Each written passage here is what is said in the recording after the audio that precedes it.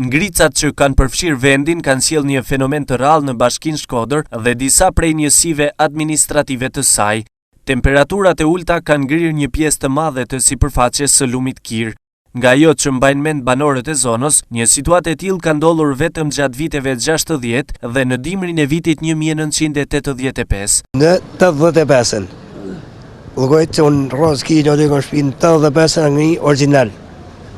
Edhe në 63-shin, llogojt thot baba thot kanë kalu thot në përki shumë, s'ka na pas nevojë thot, dhe kanë ecë komplet në përki, do të thonë pa has në ujë. Në 85-ën ngri pak po, edhe në vitin 60 ngri kret. Para këtij dimi të smohet me nejzor. 85-ën po tako.